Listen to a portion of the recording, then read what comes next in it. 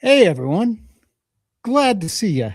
Hope you guys had a fantastic end of year, and we're grateful to have everyone on Waterfed Wednesday, episode 39. As you can see, we have our good friend Cody Downs with us. How you doing, Cody? Doing great. Doing great. Glad to be back. Awesome. I think you had a pretty good time while you're off, right? I traveled every state in the Southeast. That's awesome. Uh, how how was that by the end of it? It was over 3,200 miles round trip in a car. It was great.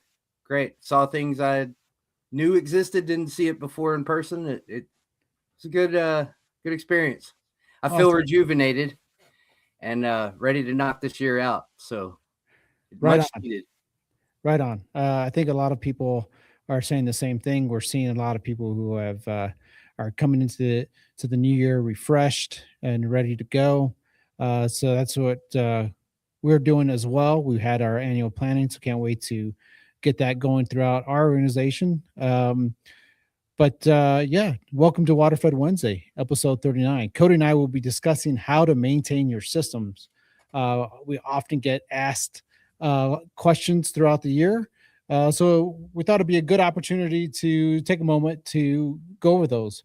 Before we do that, again, welcome to Waterfed Wednesday. This is where we get to go beyond the bucket and dive into the world of waterfed cleaning, where we get to answer your questions about our equipment, our business, and our goal of helping cleaners worldwide to get the job done faster, safer, and better. Before we get into the meat of the show, Cody, just want to mention what we have going on for this month. We have a January giveaway promotion. So, well, what does that entail? All orders placed during this month will be entered to win $3,000 in Tucker USA store credits. You can apply directly to your account. So yes, all orders are placed. You'll get a chance to win that. Also, no purchases necessary to enter. So you can also mail in your entries. That will be if you will send in your entries to our address, which is 17 South Gilbert Street, Castle Rock, Colorado. That's 80104. Once again, our address is 17 South Gilbert Street, Castle Rock, Colorado, 81014.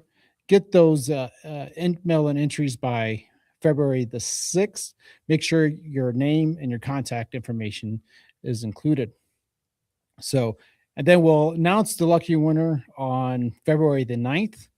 So don't miss your chance to kick off the year big with Tucker in our January giveaway. Another thing we want to highlight, one of the popular brushes that we had over the past few years has been, here, let me get it here, the Alpha Solar 20. So this is a great heavy brush for solar cleaning. It comes equipped with out of the box our white scrubbing pads. So basically our Alpha scrubber. There's two of those 10-inch blocks in there. It has rinse bar at the top and at the bottom. So very effective at scrubbing solar panels. Also comes with the honey badger inserts. Like I said, this has been a very popular brush for the past few years. And one of the things we've been requested, hey, we love this. Can you make it bigger? Cody, you know at Tucker we do things big, right? That's right. All right. Here's our unveiling. I don't even know if I can get it in the shot. Here it is. Okay. Look at this thing. I hadn't seen that yet. This is like Star Wars. Remember the ship goes through? Yeah. All right. The Tucker Alpha Solar 32. So we have just like the other one, but we have our 17-inch brush blocks.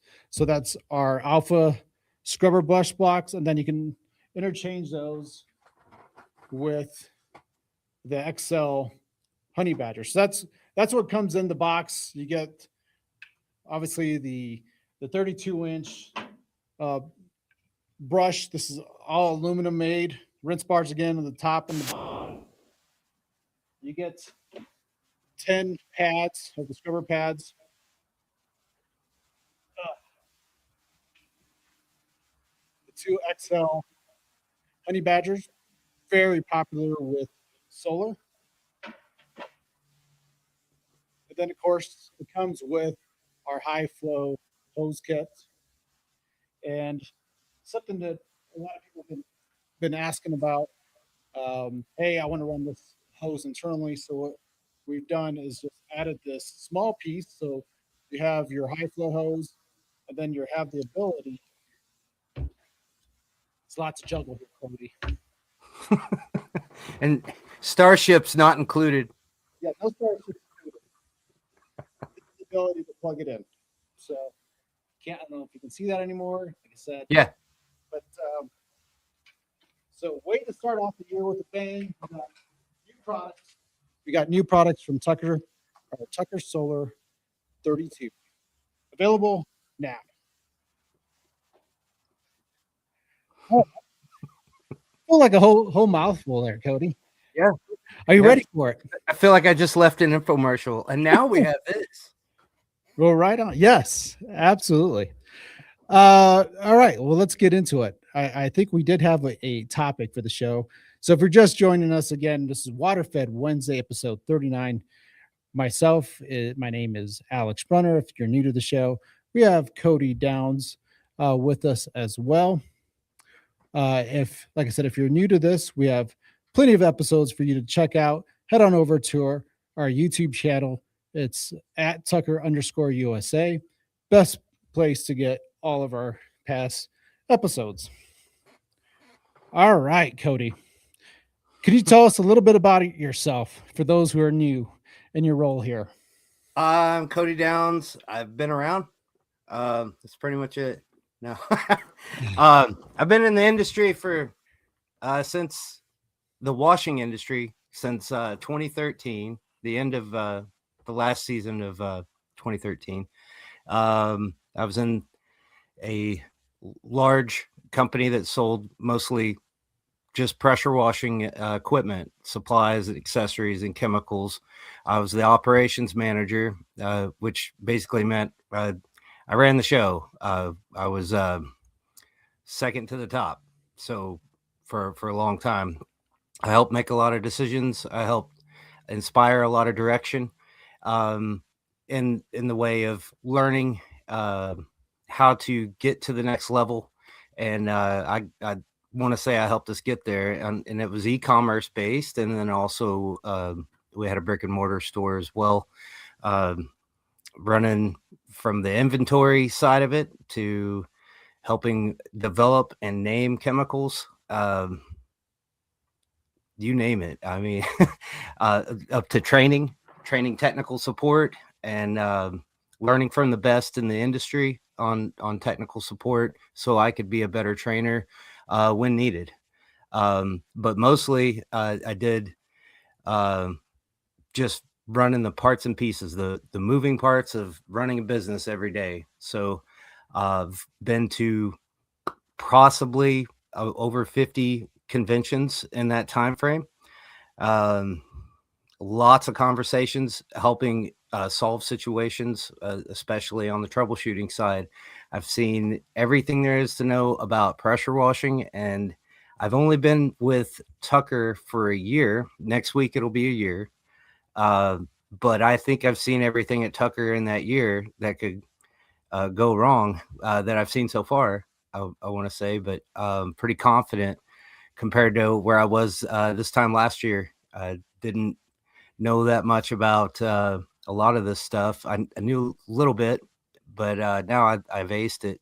So on our topics today, I think it's going to be a lot more helpful going into this round for maintenance. We did a video a few months back on maintenance, and I think I've learned a lot more since that time. So for for what it's worth, hope I didn't ramble, but go ahead.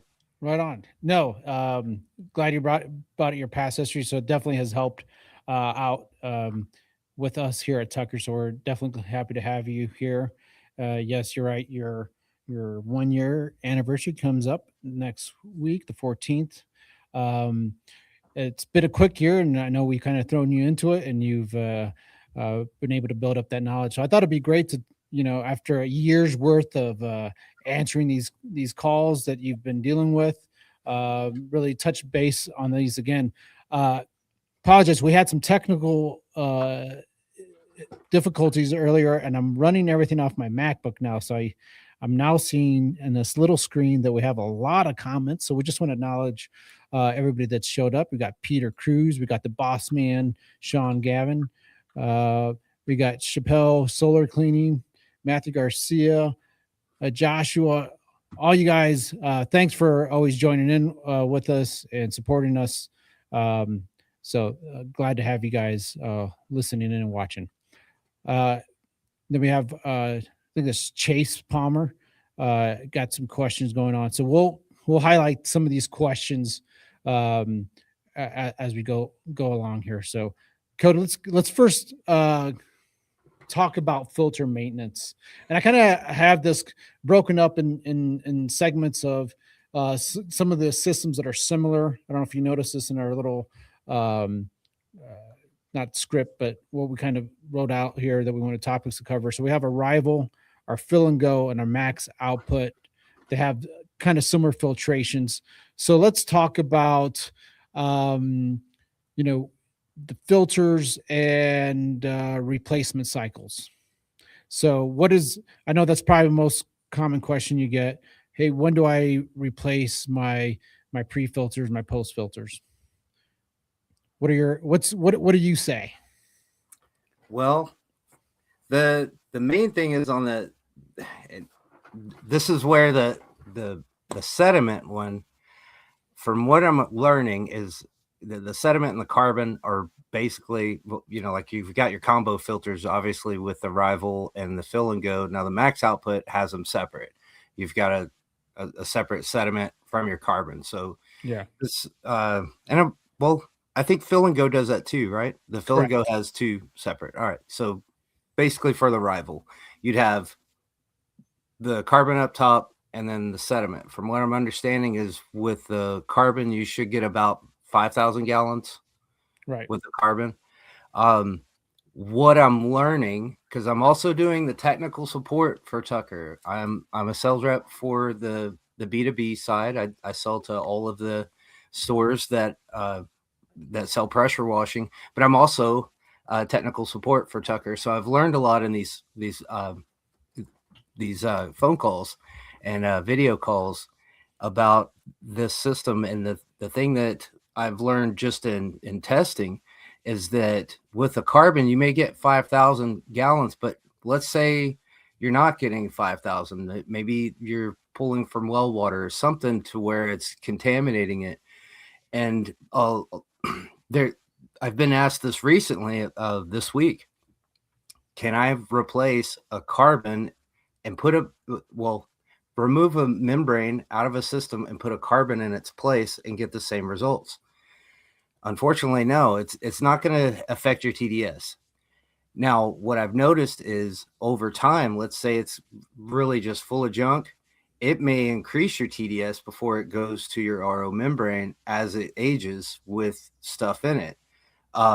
That's one thing I've noticed. So you can test with a handheld TDS meter, you can test after your carbon to see if it's higher than what's coming out of the spigot. And that's when you'd know, from what I'm learning, if it's time to change it as well, or go with the 5,000 gallon rule. Yeah, absolutely.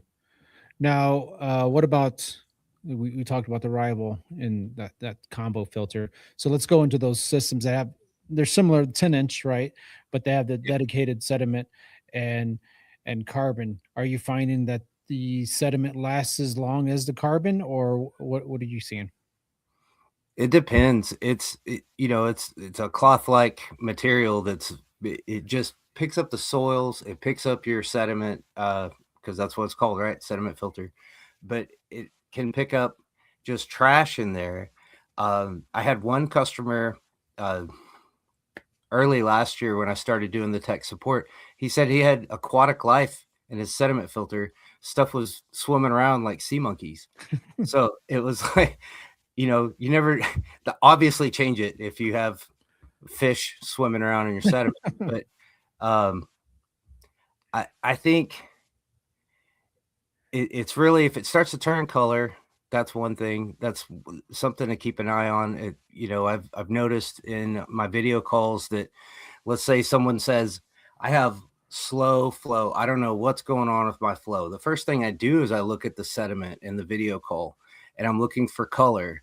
If there's, like a orange to rust color, I've noticed that maybe that's possibly it. Um, yeah, that's pretty much all I can think of on sediment. Yeah. Yeah. So you're definitely going to go through those, I think, a lot quicker. These are relatively, obviously, even the carbon filters with the chloramine killer, they're relatively inexpensive. You're not that expensive when you compare it to the RO membrane that they're protecting. So when you put it that way, be on it with those, especially sediment. Those are so so cheap. Um, be on top of those because that's what the main purpose of of the pre-filter is, to protect your RO membrane, which is the workhorse of any RODI system. That's going to do at least 90% especially when they're new, of removing that TDS. So we want to make sure we're protecting those. So changing those on those cycles. Now the next common one is the DI. And can you talk about that and why it isn't such a clear cut answer as for how many gallons, especially coming from the pressure washing world? Everybody talks about either hours or gallons, right? Yeah, in the pressure washing world, the big question is, what's my gallon per minute? How often do I do this? Do I need to service it or have it serviced? Take it to a shop and have it serviced. That's a that's really a pressure washing thing. Or how do I mix this with that? A lot of chemical in the pressure washing world. This is just water. We're trying to keep it as clear as we can. So, in everything we're talking about today, it's important that we we give that RO the best we can, so it can give the DI the best it can for a long time. And DI only lasts so long. And the DI we're talking about here at Tucker is not mixed bed resin. We're talking about virgin DI resin. Uh, Highly recommend, if you refill, to use virgin DI resin. With mixed bed, you're not sure of what that mixture might be. It might be a low percentage of new, so you want to make sure, just go ahead and get the all new. That way you get the longest out of it. So a rival, let's say they've got, I don't know, 450 ppm coming out of the spigot. Then when it goes through the RO is going to bring that down to 50, right? Mhm. Well, you'd get about 209 gallons at approximate, uh, before the resin needs to be changed in that scenario. If you're getting 50 to the DI, I might not be right on my top number, but if this is producing 50 ppm to the DI, you should get about 209 for arrival. For the bigger units, much more. But it's not in minutes. It's not in days. It's not in months. I've heard people say, well, last time my resin lasted this long, and now it's not lasting as long.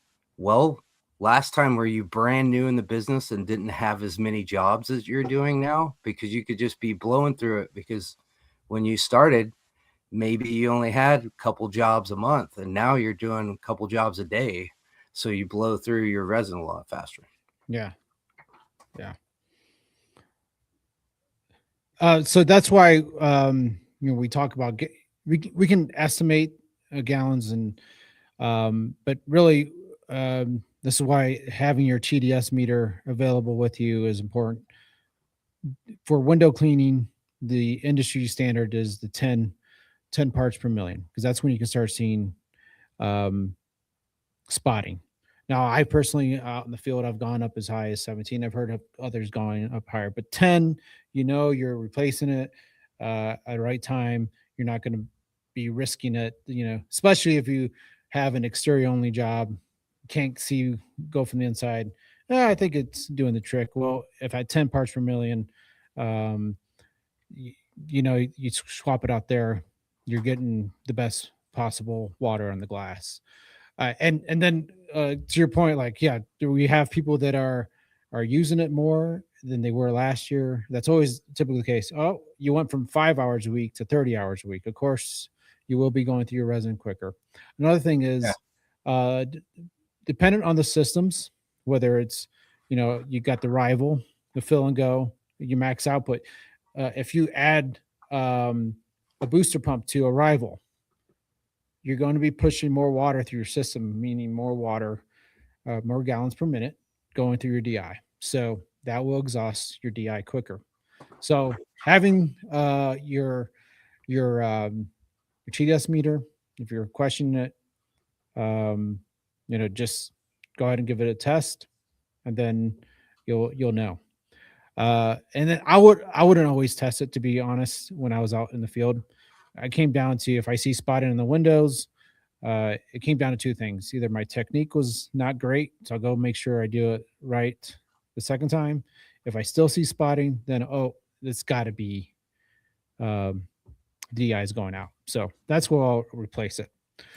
Uh, and then you brought up something about virgin resin. Yeah, you have the ability to regenerate, what they call regenerate your resin, or you can buy regenerated resin from suppliers. And the reason why we just do virgin is because you want, like you said, just want to have the freshest resin possible. We don't know how many cycles or cleaning those resin beads have been done. Uh, the more frequent or the more cleaning they've done, they won't last as long. So if we were dealing with virgin resin, then we know we're just giving the best possible uh, low TDS to our windows, right? Or solar Yeah. panel cleaning. I did see a question here. I want to kind of highlight, go back to, well, somebody's asking about the 4060. We'll get to that in our next set.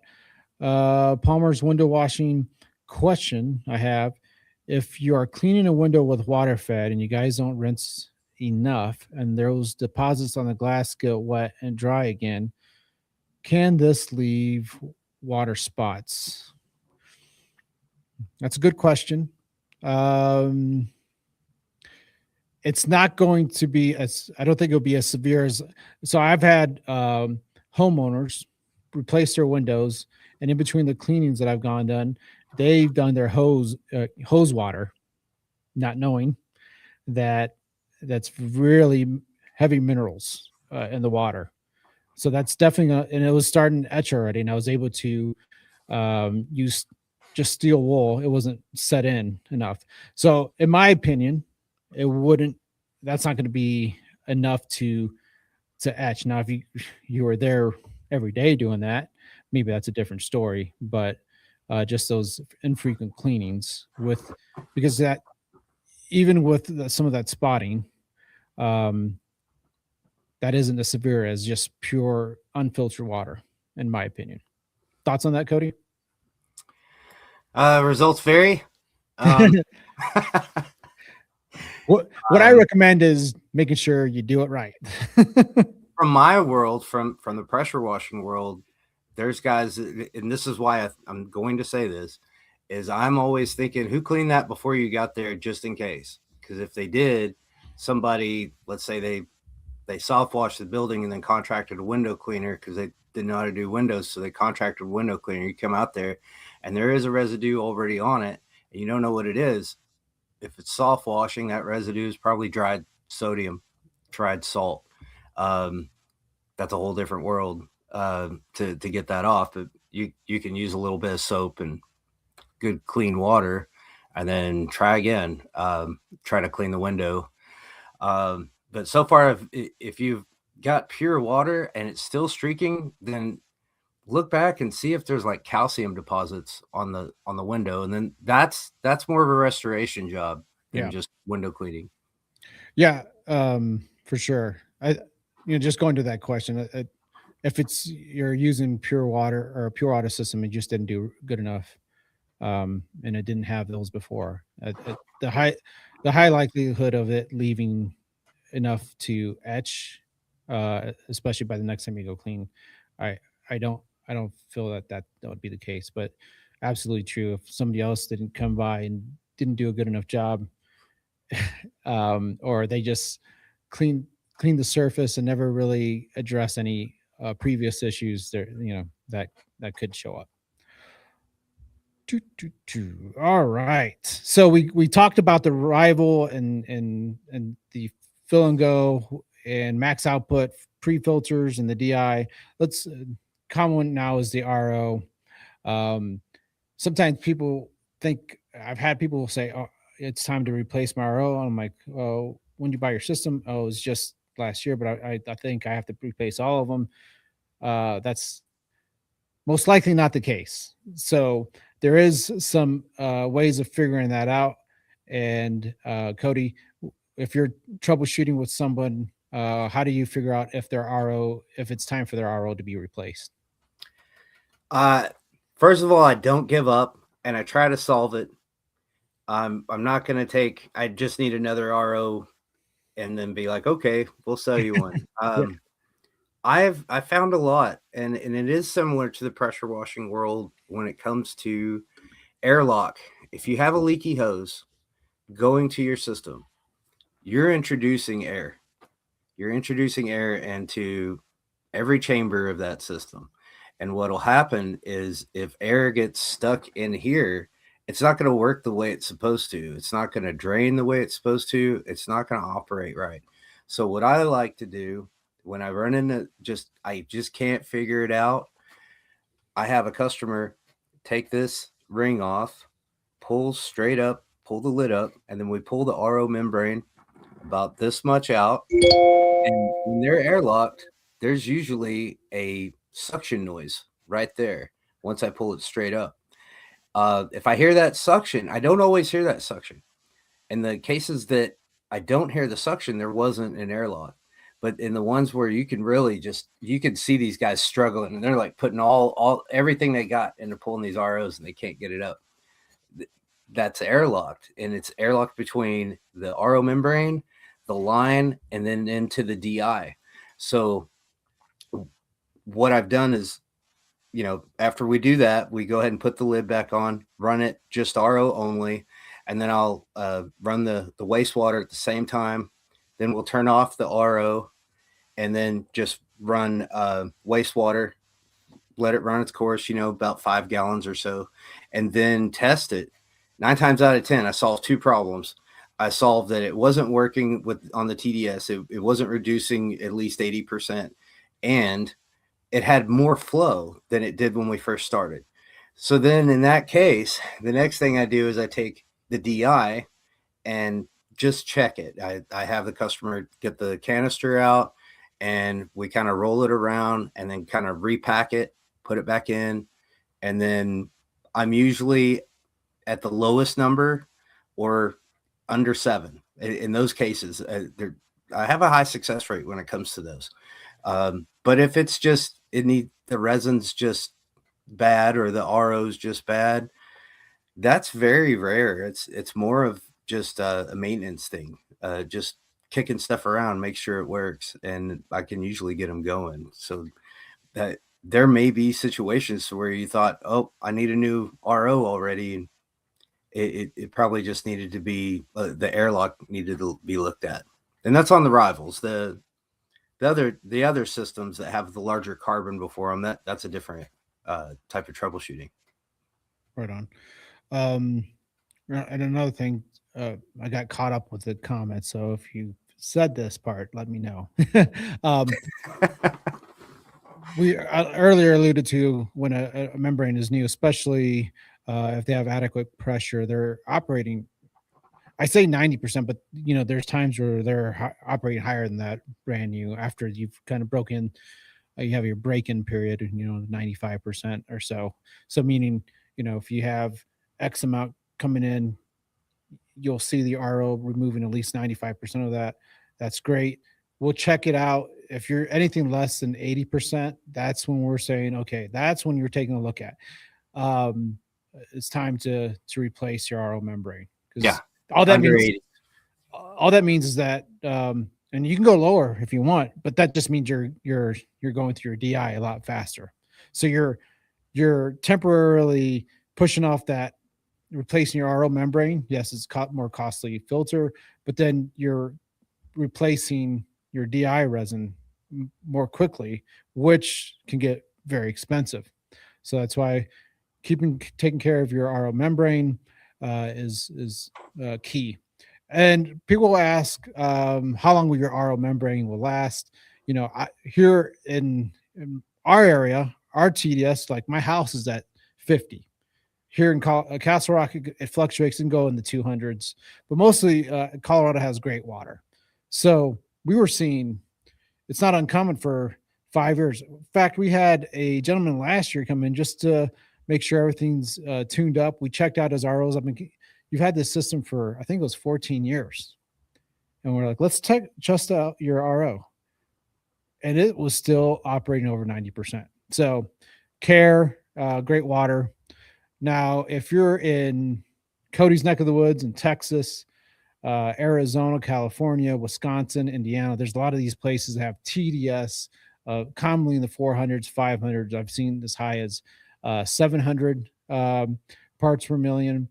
Are you going to get 5 years? No, unfortunately not. You'll get less. And then, especially if you're in high heat areas, you're looking, operating, the RO likes to be at optimal performance around 70 degrees. We got some areas that are way hotter than that. So we'll have people in Arizona, they might get a year and a half. So just make sure you're accounting for that in your replacement costs. All right. I'm going to check in here, Cody, with the comments, see if you Go missed ahead. anything. Someone, Joshua, brought up about the DI saver. Uh, you know, Yeah. great thing to mention. In the past few years, we have introduced the DI saver, and this does two things. One, it helps with obviously if you're in an area that has, like I was saying at my house, I have the rival TDS at 50. It brought it down to about 6 parts per million. Guess what? I have it in RO only mode. Cleaning with that only. Don't need to touch the DI. So that's a way of saving on your DI, right? Yep. The other one is called TDS creep. So anytime you are setting up your system, you do your flushing, you put it in what I like to call clean mode. You shut off the waste. Obviously, it's still going to have water coming out of there a little bit, but it's mainly going to go through your system now, right? Well, initially, even after you flush it, you're going to have higher TDS coming out of your RO membrane. And then before that, that meant you're sending that higher TDS into the DI. Well, now with the DI saver, you can leave it in RO only. You can take your TDS meter, monitor that, and you'll see it come down pretty quick to where it will stabilize, and then you can send the best quality RO water into your DI. So, absolutely love that we have that in our rival, our H2 Pros, and max output. So, awesome feature. And if you have our previous version of the rival, we do have those DI savers available for purchase, and you can upgrade to a V2 rival cart. All right, Cody, let's go into the H2 Pros, the ones with and without the pump, the compact, the 4060, and I forgot to put it on there, but also the skid mounts, right? Let's talk about the carbon filter and those things. Can you help explain the life expectancy of those? I'd have to ask you on the life because I think it was more like 20. Is that right? So your compact and your skid mounts, you're going to get like 80,000 gallons out of those. your H2 Pro, anything that has a 30-inch, so the 4060 and the H2 Pros, you're gonna get like 100,000 gallons out of Wow. those Yeah, I was filters. way off. I was thinking So like 20. yeah, But so obviously, when it comes to, I would say, to me also, what's important to me is time. Um, if I'm constantly having to replace filters or think about ordering those with the H2 Pro, and the 4060, those are, like I said, 30-inch. You can just have those in there. For some guys, 6 months, that's the whole season right there. So they're only replacing that one time a year. yeah, Um, that's pretty good. yeah. And Um, and that's a good point. They're only changing that once a year. They're gonna do a lot less with everything on the H2 Pro. So, kind of going back to what I was saying is, when you start off, you got the rival, and you weren't changing out the resin as much as you are now because you didn't have the amount of jobs that you have. And then now the jobs are increasing, and you're just throwing resin at it, and you're like, what can I do different next year? How can I make an investment to help my monthly overhead? And that would be the H2 Pro. So as we're talking about this, carbon's a good example, and then also you do have a larger DI container that's also 30-inch, right? So you're going to get more life out of that. So going to my scenario of the resin of 209 at 50 ppm going from the RO to that, you'll get more like 680, 680 gallons. Um, so, and not to jump ahead, but yeah, on if you think of it, it is a much less maintenance. You'll be able to just keep knocking out commercial jobs as you grow, and or just more houses throughout the weeks. So for what it's worth. But now the RO is the same size. The RO is going to be for the H2 Pro and for the rival. They're both 40, right. 40 inches. Yeah. Um, yeah. So just overall, less changing. You're right. Yeah. Carbon, your DI. Um, and to me, like I said, that is just, to me, it's a kind of a lifesaver in the fact that, hey, I don't have to worry about, uh, especially in between jobs, right? It's all about being efficient while you're out cleaning, and if you're not having to worry about those, changing those out, downtime, it's just get the work done, right? So Yeah. really love those carts. Uh, the H2 Pro, that was at one point, it was exclusively sold through a dealer. We recently brought it back under the Tucker brand name, and it's been a hot seller, especially in our Ultima Residential kit. So we obviously have the Ultima Residential kit where you can get it with a rival, which is a fantastic entry level RODI cart. But that's what it is, honestly. It's a entry RODI cart. The H2 Pro is a fantastic upgrade, especially in that kit. And I know Jamie's not on with us, but he has been really helping out his guys with when they set up with the Ultimate Residential kit, getting them into that cart that can really last several years. Um, you know, and what I mean by that, also can the rival, but as their business grows, it can keep up with what they need out of it, right? Yeah. Yeah. So yeah, as far as um, the RO membranes go, H2 Pro has the same um, 40-inch. The compact and the skid mount, those are our 21-inch ROs. So there's two ROs in the compact and the skid mount. Very popular with the pressure washing industry, right? Yeah. Those two systems. And then obviously the 4060 has two 30-inch custom RO membranes. So great technology in there.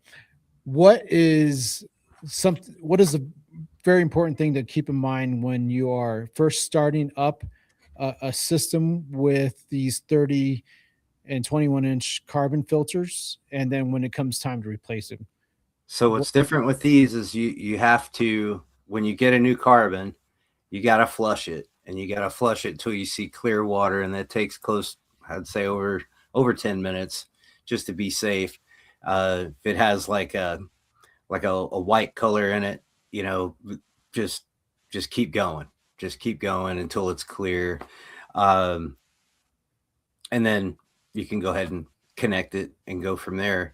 If you don't, what happens is there's little particles inside the carbon that look like little pieces of charcoal, and they will end up in the top of the RO membrane. The RO membrane, to me, outside looking in, uh, when I first saw this, it looks like the top of a paper towel roll. It should look bright white, clean, pristine. But if you get charcoal, little bits and pieces, it looks like somebody put coffee grinds on it. Yep. That's not good, because what's going to happen is that stuff's going to drop down. I don't know how far down it goes, but it looks like it goes pretty deep, and that's going to cause issues with your membrane being able to do what it's supposed to do. So in some cases, they're pretty much past the point of no return at that point. Yeah. We had a local who had, the skid mount. We also called it the wall mount in the past, and that's what he had. It was the 110 volt, electric Yeah. booster pump. He had it in the shop, and he will fill 500-gallon tanks with it. And then one day he calls me up, and he shares a video with me. What used to be, he would get 2.5 gallons a minute out of that, went down to a third of a gallon a minute. And we're trying to troubleshoot. And I said, "Hey, when you put your carbon in, did you flush it?" "Yeah, I think so." I'm like, so, to me, I was like, "Oh, I don't know about that." Thankfully, he was local, so we had him bring it in, and sure enough, we removed the ROs.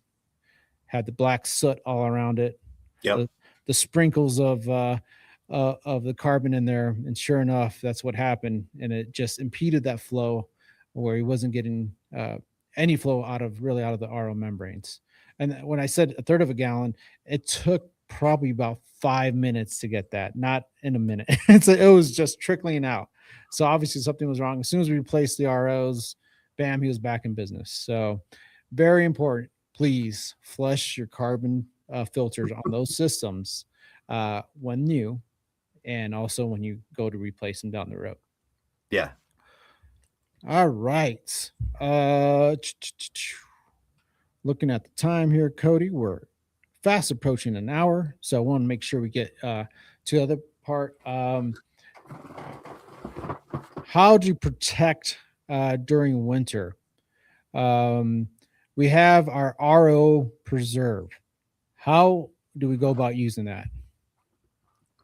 To do the RO preserve, what you'll do is, I think it's about 2 gallons of water, 2.5 gallons of water, and you mix the it's a powder, so you're gonna mix that into a container, and with uh, your hose turned off, with your bypass turned off, you're gonna want to go ahead and pour that in there.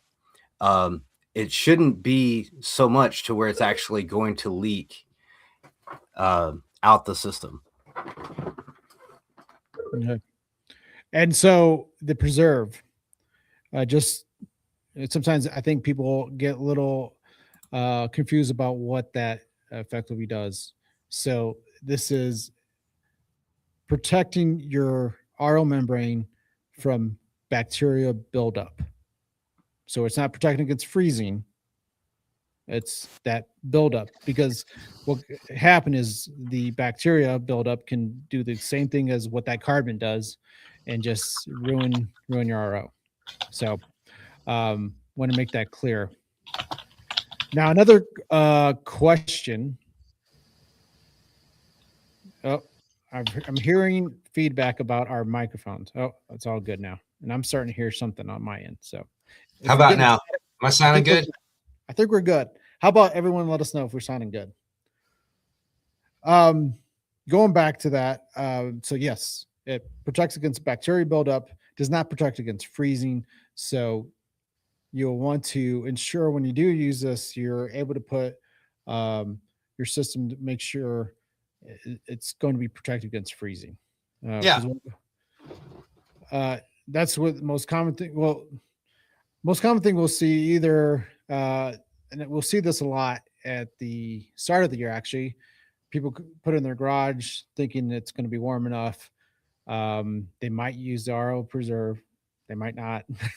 um, and then we're seeing replacing the clear housing for the pre-filter or the DI. Fortunately, our still stainless steel housings won't burst, but we'll see issues to the RO membranes if they freeze, obviously. So just also keep in mind you want to keep it somewhere where it's warm. Also, here in Colorado, we do have winter, especially if we're in the front range, but within a few days, we're back in the 50s, and we're able to get back to cleaning our RODI systems. So really, putting that preserve isn't necessarily needed. So there's what we also recommend if you're living in an area like that where you can at least run water through your system every couple of weeks, at least just getting that water moving through the system so it can help prevent that bacteria buildup. That's also another way of helping your system go through the winter. A common question, Cody, that we get is, can I add antifreeze to our system? And we just want to be clear. I've talked to people and they said they've done it and they've done it for years and they just flush it out really well and it's been fine. We're going to give you information from like the manufacturers of the membranes. They don't ever mention anything about antifreeze. So we go simply what they provide, and that is the RO preserve. So it's essentially you're doing it at your own risk. um, because we don't know if that could damage the membranes. It's very possible. Um, it, and so be very careful with that. The one of the common things people do or ask about are the membranes warranted, and the simple answer is no. Why is that? Well, um, the manufacturers, everything they do, the main purpose for RO membranes is not the window cleaning industry. It's probably a very small percentage of what they use it for. Obviously, they have it in hospitals, drinking water, all these uh, chemical cleaning process. So those are very controlled environments. Well, in the world of window cleaning, our environments aren't controlled. They vary from job to job, and so if we can't quantify what exactly is going into they're not the manufacturers aren't going to warranty it. So no, weren't membranes aren't covered, and if you definitely if you put antifreeze to it, not covered. Thoughts on that, Cody? Lots of You down. can do what you want to do. It's your equipment, Yeah. you know. And my grandpa always said, they're your pants. You can do what you want. So it's like, it's your equipment. Do I recommend it? No, Yeah. no. The RO preserve, whatever's in that chemical, it works. So go with that. That's my best suggestion.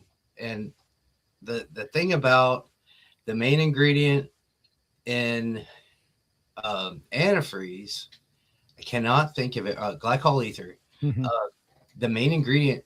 That's some terrible stuff sometimes, but sometimes it could be a game changer. They use it to neutralize bleach. But it's also deadly. And why would you want to put that in a filter? So that's just one of those things. I don't recommend it.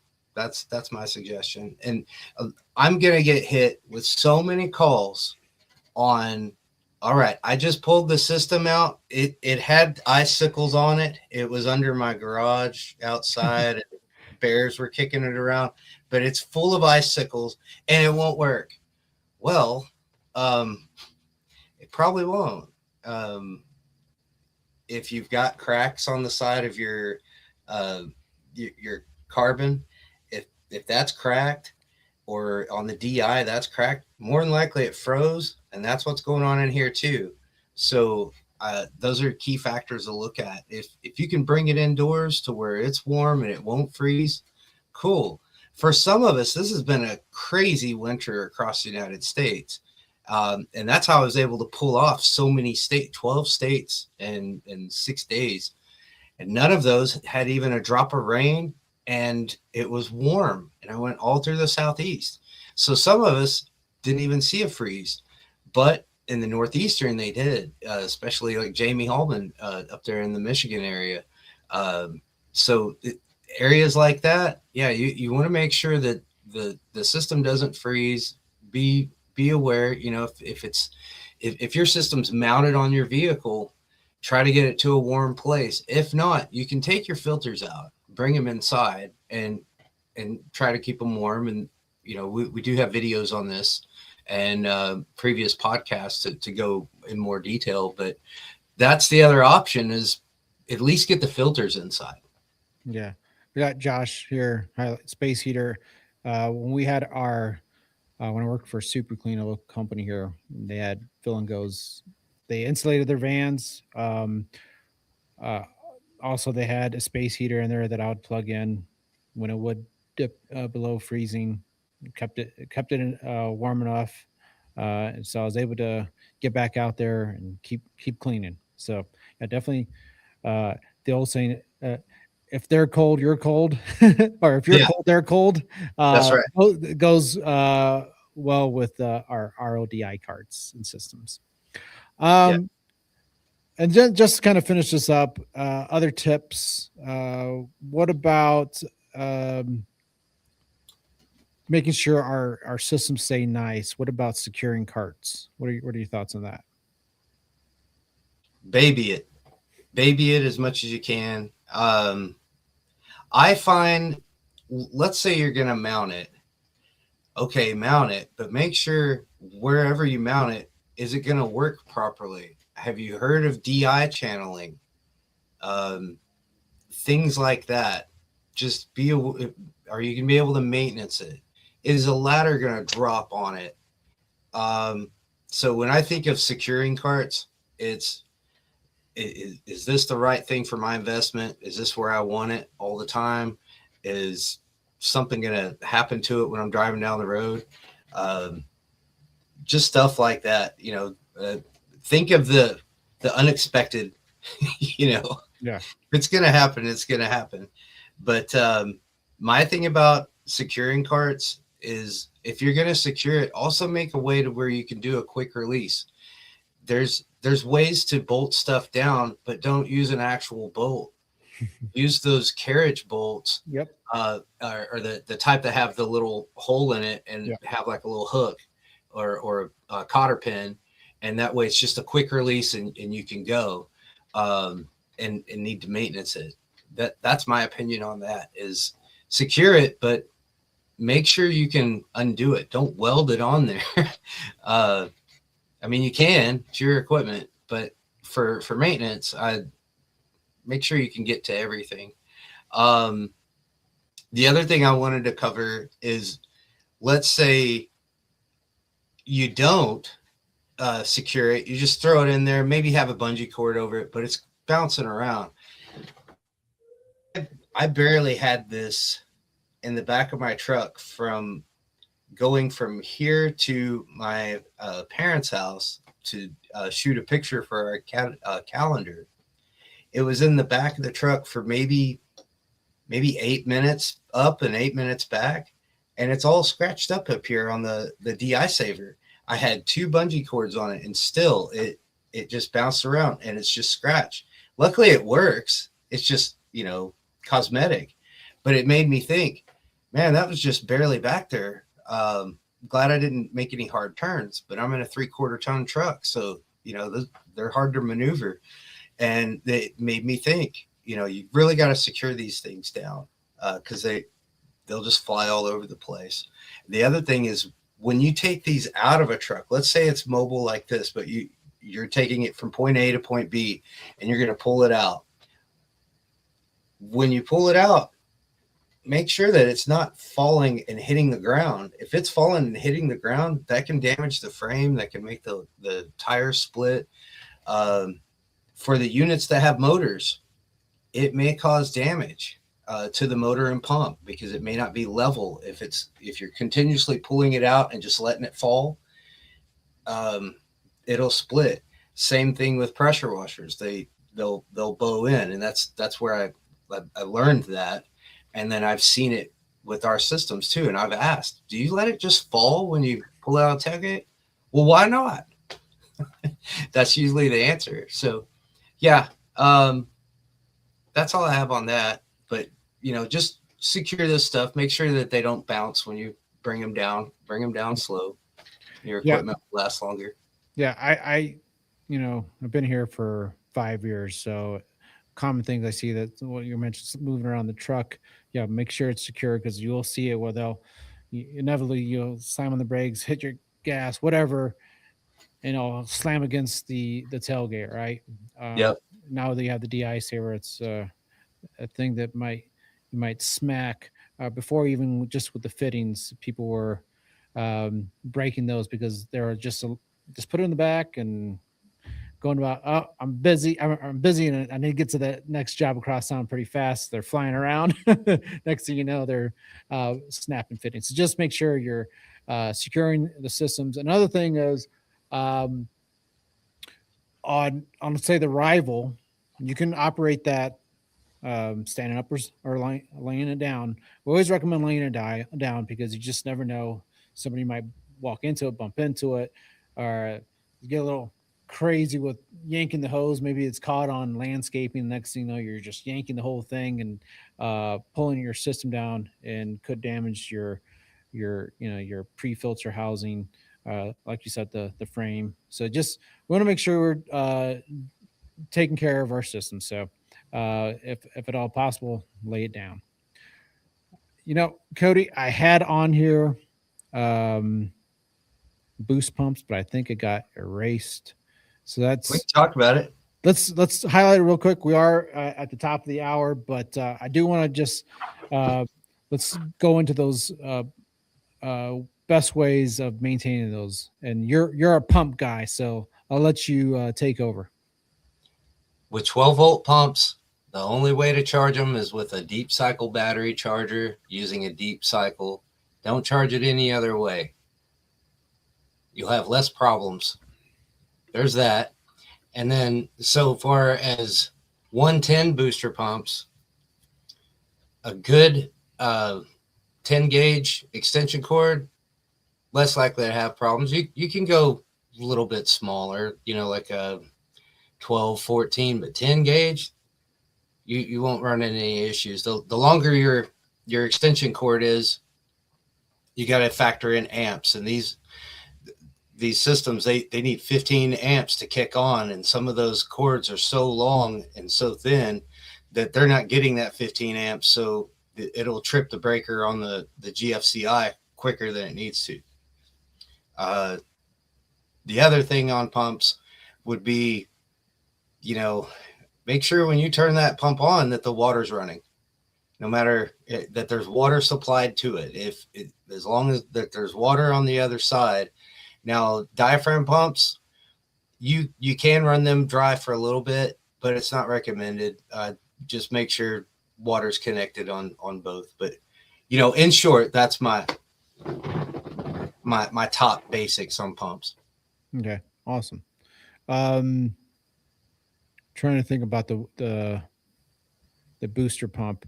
This isn't so much about maintenance, but I would say especially when systems are new, like on the H2 Pro with the 110-volt and the max output. Just thinking about it, sometimes we'll get calls, "Hey, I just got the system," or maybe it's later on in usage, and there's no water going through the system. How can you talk about maybe that rotary vane pump and what it might do?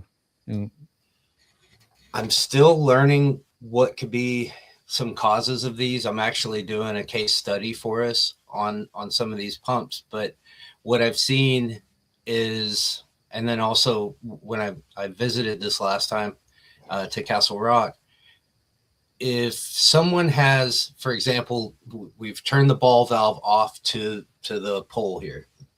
Uh, we do have a ball valve that comes, it's an on and off.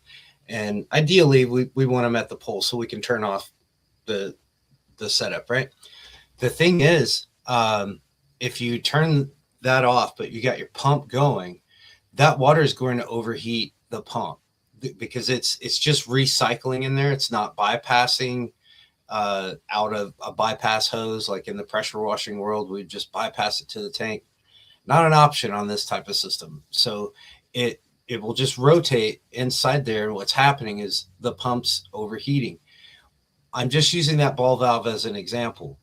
There's other ways that could be. Let's say you've got the hose on the hose reel and it may be kinked in there. I recommend always use your hose reels transportation only to and from the job. That's it. That's how the firemen do it. So just only for transportation. When you're there, pull the hose all the way off. If not, what may happen is that hose could be kinked, and that's causing not full flow to the pole. So that's also heating up the pump. That's where I'm at on those. I've seen a few that look like they've overheated inside. You can look at the bearings on the inside and see that they've really gotten worn out. And from what we found is there was a restriction of flow somewhere. Okay, cool. The other thing I was thinking about with those is that sometimes, just depending on where, inside that rotary vane it stops, right? And it might have stopped where it's shut off basically flow, and say you're not going to run your pump first, so it's all you need to do is do a quick turnover, and a lot of times they'll move it, reposition, and then water will flow through again. Yeah.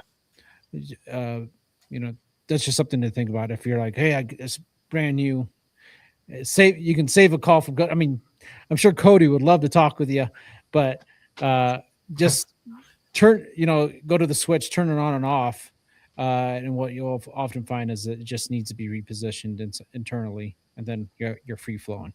Um, so, all right, well, that was a blast, Cody. Yeah. Getting to chat with you, talking about. If you're just joining, we went over how to maintain your systems. We went from rivals, fill and goes, max outputs, H2 pros, with and without pumps, compacts, 4060s, and skid mounts. So really top to bottom with our systems. Thanks, Cody, for helping us out, and I appreciate Oh yeah. everyone chiming in. Just a reminder, all month long we have our giveaway promotion. So all orders placed during the month will be entered to win $3,000 in Tucker USA store credit. So this will be applied to your account. Also, there is no purchase necessary. You can have mail-in entries.